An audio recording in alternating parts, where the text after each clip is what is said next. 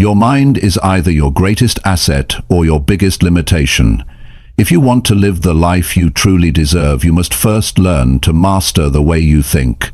Everything you do, every decision you make, and every goal you achieve starts in your mind.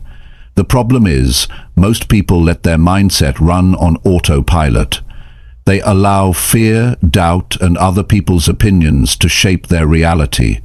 And then they wonder why their life doesn't change. Master your mindset. How to get what you truly deserve is about taking that control back. It's about training your mind to work for you, not against you. It's about replacing weak thoughts with strong ones, building habits that match your ambitions, and creating the discipline to follow through every day. If you're tired of settling for less than you're capable of, it's time to reset your mindset. Because the truth is simple, you will never rise above the limits you place on your own mind. Chapter 1. Be clear on what you want before you start. You know, if you want to live a life you truly deserve, it doesn't begin with luck. It doesn't begin with some miracle opportunity, and it certainly doesn't begin with someone else handing it to you. It begins with you getting absolutely clear about what you want. Most people never get what they truly deserve because they spend their lives walking in a fog, moving without direction, doing things because they saw someone else doing it or because they thought it might work out somehow. But the truth is, without clear direction, your mind doesn't know where to focus, your actions don't know where to aim, and your days are filled with activity instead of progress. You can't afford to be vague about your life. If you say you want success, what does that mean? Is it building your own business?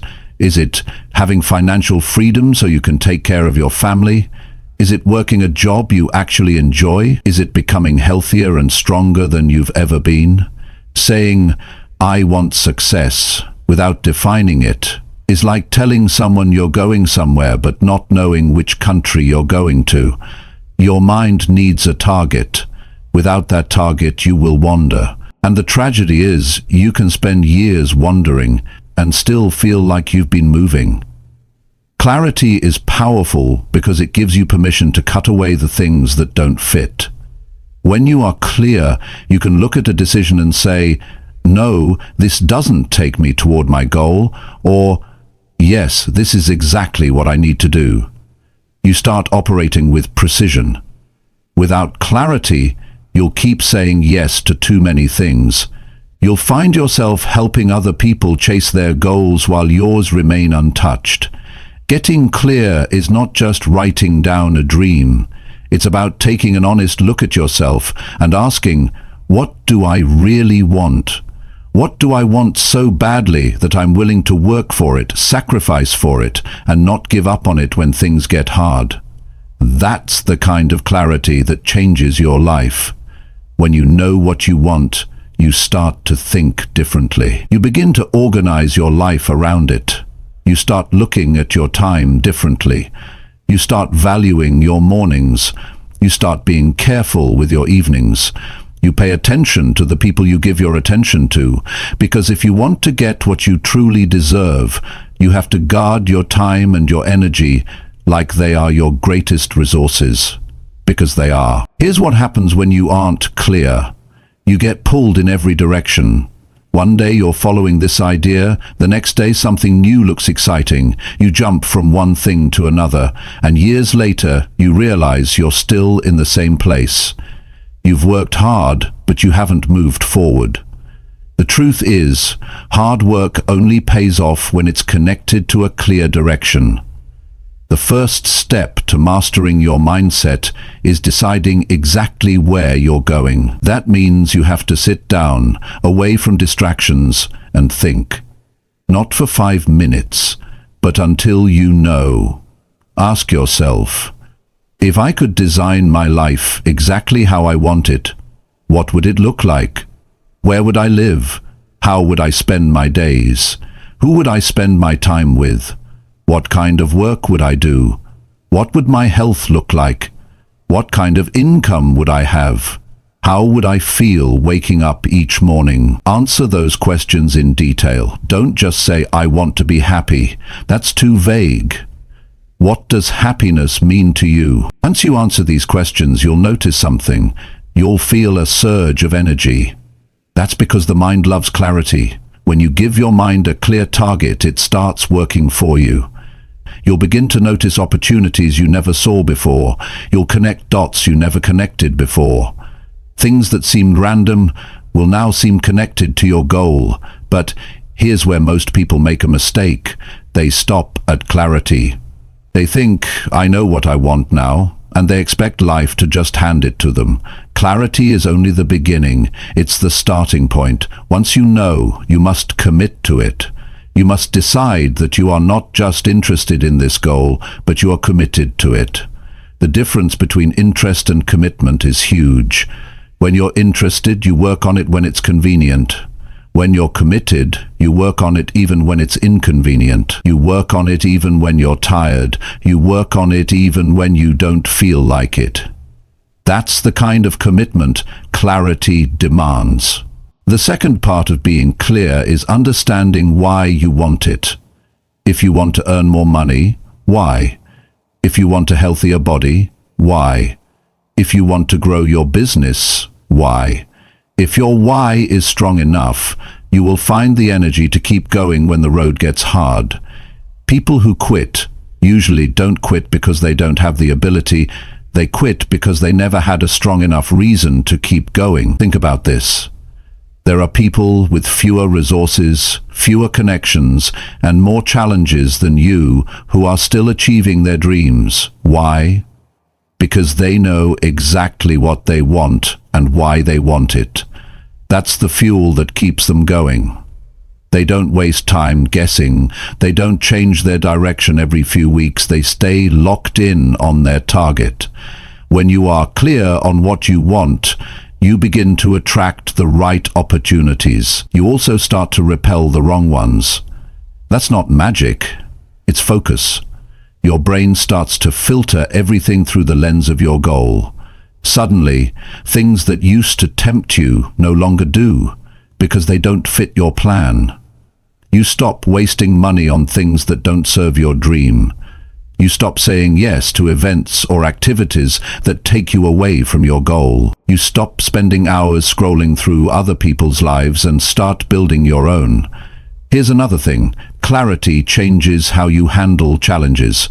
Without clarity, a problem can knock you off track for weeks. With clarity, you deal with it and keep moving.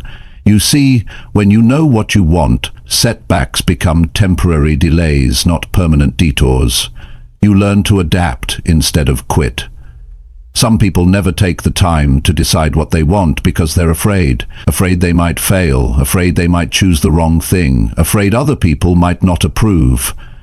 But here's the truth. The bigger failure is never choosing at all. When you don't choose, life will choose for you. And you may not like what it picks. So take the time today to decide. Get specific. Write it down. Speak it out loud. Commit to it. And start moving toward it. Even if you don't know every step right now, you'll figure it out along the way. What matters most is that you're moving in a direction that matters to you. Be ruthless with distractions. Protect your clarity. And remember, nobody else can tell you what you truly want. You have to decide that for yourself. When you do, something incredible happens. Your life starts to line up with your intentions. You stop drifting. You start creating. You stop settling. You start building. And one day, you'll wake up and realize you've built the life you once only thought about. That's when you know you're getting what you truly deserve. Chapter 2. Train your brain to reject thoughts that weaken you. Every day your mind produces thousands of thoughts. Some are useful, they guide you, they strengthen you, they help you make good decisions, but many of them weaken you. They fill your head with doubt, they tell you you're not ready, they make you replay old mistakes, and they whisper reasons why you can't move forward. If you don't train your brain to recognize and reject these thoughts, they will quietly shape your decisions, your actions, and eventually your life. The truth is, thoughts are not facts. Just because you think something doesn't mean it's true. But if you don't learn to filter them, your brain will treat them as truth. You might think, I'm not good enough, or I'll probably fail, or I don't have what it takes. And if you let those thoughts sit long enough, you'll start to believe them. Beliefs are just repeated thoughts you've accepted as reality. This is why you need the skill to catch a weakening thought the moment it shows up and refuse to feed it. Weak thoughts have certain patterns. They make you feel smaller. They focus on what's wrong with you instead of what's strong in you. They replay the worst moments of your past and ignore the progress you've made. They exaggerate problems and make challenges seem bigger than they are. When these thoughts arrive, your energy changes. You hesitate more. You procrastinate. You lose the spark to take action.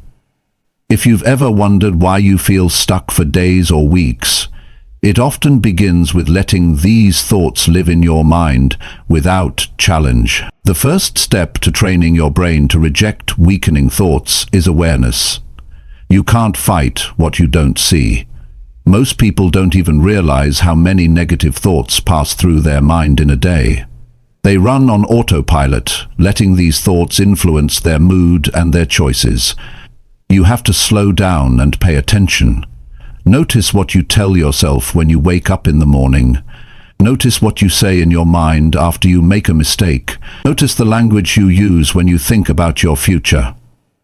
This awareness is like turning on the lights in a room. You can finally see what's there. Once you become aware, you need to challenge those thoughts. Ask yourself, is this true? Is this helpful?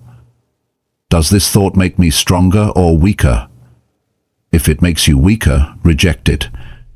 This doesn't mean pretending it never existed. It means you refuse to treat it as truth. You consciously replace it with something that moves you forward. For example, instead of, I can't do this, you tell yourself, I will figure this out step by step. Instead of, I'm not ready, you say, I'm learning as I go and getting better. This is not lying to yourself. It's choosing to tell yourself something that fuels action instead of killing it. Training your brain takes repetition. You can't do this once and expect it to stick. Just like you train your body in the gym, you train your mind by showing up every day and doing the work. In the beginning, you might still slip into old patterns. You might catch yourself thinking something that drags you down. That's fine. The goal is not perfection. It's progress. Each time you catch a weakening thought and replace it, you are rewiring your brain. You are teaching it a new habit. Another powerful way to reject weakening thoughts is to control your input. Your thoughts are heavily influenced by what you watch, read, and listen to. If you fill your mind with negativity, constant bad news, toxic social media, conversations that only complain, your brain will reflect that in your thoughts. If you want stronger thoughts, you need stronger input. Spend time with people who push you forward. Read books that challenge your thinking. Listen to ideas that inspire action, not fear. The quality of your mental diet shapes the quality of your thoughts. One of the biggest traps people fall into is identifying with their negative thoughts. They say, that's just the way I am, or I've always been like this. The truth is, you're not your thoughts. Thoughts are mental events. They come and go. You are the observer, not the thought itself. If you take ownership of a weakening thought, it becomes part of your identity, and that's much harder to change. But when you see it as just a thought passing through, you give yourself the power to let it go. There's also a physical side to this. Your body and your thoughts are connected. When you sit slouched, tired, and inactive, your brain is more likely to feed you weak, passive thoughts. But if you move your body, stand tall, walk with purpose, breathe deeply, you send your brain a message that you are ready, alert, and capable. Small physical changes can interrupt a chain of weakening thoughts before they take over. Another point is to set mental boundaries. Just like you would protect your home from intruders, you protect your mind from thoughts that have no right to be there. You decide what gets to stay and what must leave. This takes discipline, but discipline is the foundation of a strong mindset. Every time you tell a weakening thought no, you are exercising that discipline muscle. Over time, your brain starts to favor strong thoughts because you've made them the default. Some people think they need to eliminate all negative thoughts to live a strong life. That's not true. You can't stop them from showing up. The goal isn't to never have them, it's to never let them take control. Weakening thoughts are like uninvited guests. They might knock on the door, but you don't have to let them in. You acknowledge they're there, but you choose not to give them a seat at your table. You also have to be careful with the small, quiet thoughts. Sometimes the ones that weaken you the most are not loud and obvious. They sound reasonable. They say things like, maybe later, or it's not the right time, or you don't have enough experience yet. On the surface, they seem harmless, even logical. But if you look closer, you see that they are just excuses in disguise. They delay your action. They keep you from starting, and if you keep believing them, they will waste years of your life. The way you speak to yourself sets the tone for your entire day. If the first thing you do each morning is let weakening thoughts run unchecked, you're giving your day away before it even begins. But if you start the day by reminding yourself of what you're capable of, focusing on what's possible instead of what's wrong, you set a powerful standard. You tell your brain what kind of thoughts you will accept. It's also important to recognize triggers, situations, people, or environments that tend to spark weakening thoughts in you. Maybe it's comparing yourself to others online. Maybe it's a certain friend who only talks about problems.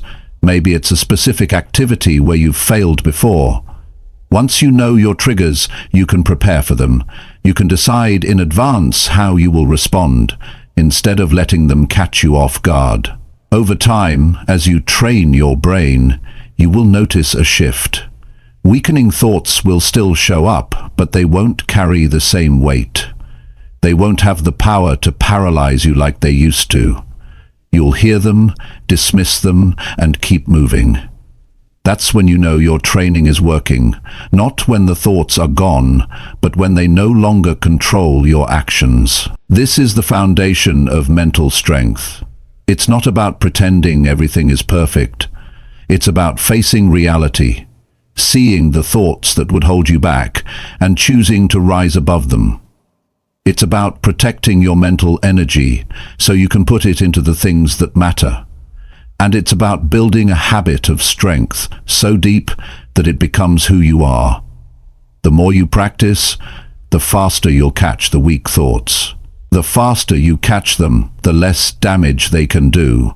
And the less they control you, the more you'll be able to focus on the actions that lead you to the life you truly deserve. This is how you turn your mind into an ally instead of an enemy.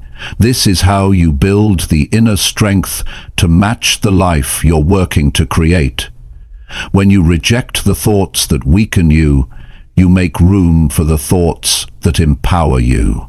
And when your mind is filled with thoughts that make you stronger, you'll take stronger actions, and those stronger actions will shape a stronger life.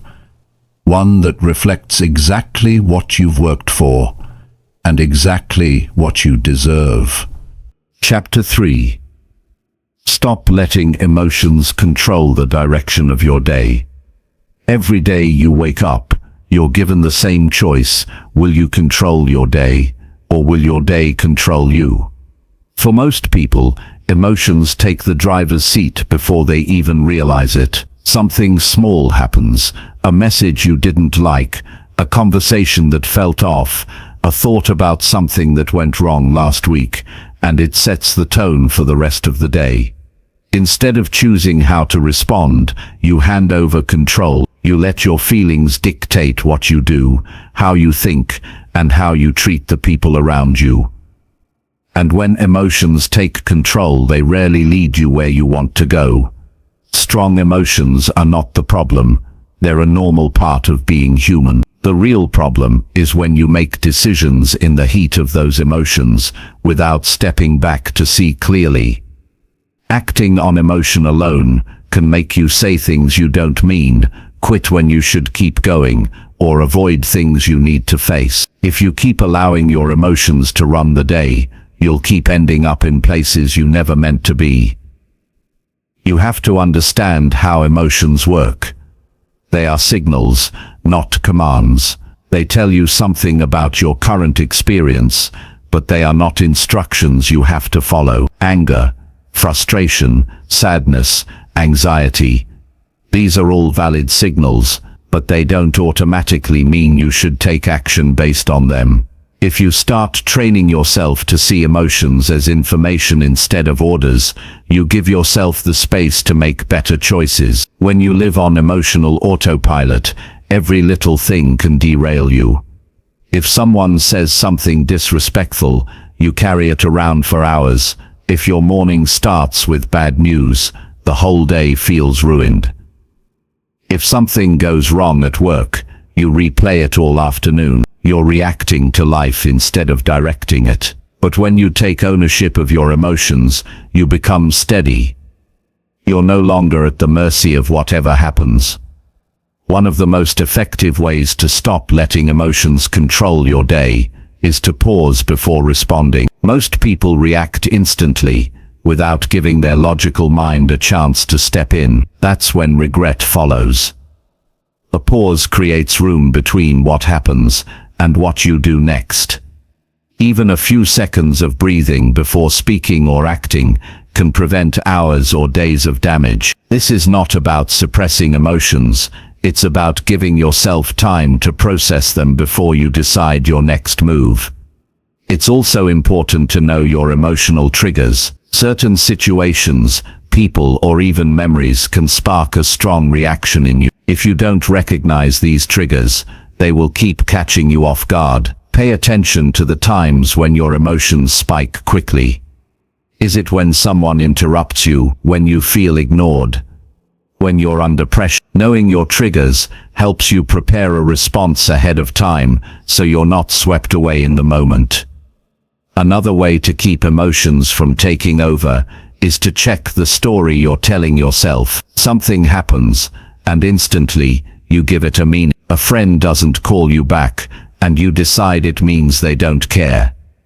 Your boss looks serious, and you assume you're in trouble. A stranger doesn't smile, and you think they're being rude. These are all interpretations, not facts, and they fuel emotions that may have no basis in reality. Before you let an emotion take over, ask yourself if the story you're telling is the only possible explanation. Your physical state also affects your emotions more than most people realize. When you're tired, hungry, or stressed, your emotions can swing harder and faster. If you've ever been irritated for no reason, only to realize you hadn't eaten in hours, you know this is true. Taking care of your body, getting enough sleep, eating real food, staying active, makes it much easier to keep emotions in check. A strong mind works best when the body is supported. You also need to separate your identity from your current emotional state. Feeling angry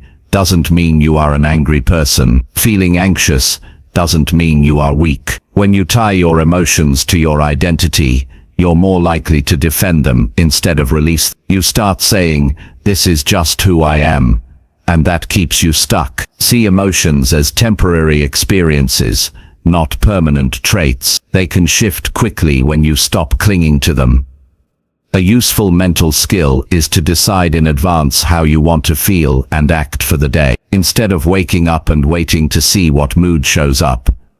Set the tone yourself. Maybe you choose to focus on patience, or productivity, or gratitude. Throughout the day, when emotions rise that don't match that tone, you'll notice it right away. Then you can decide if you want to let that emotion in or let it pass. One thing to remember is that emotions often come and go much faster than we expect.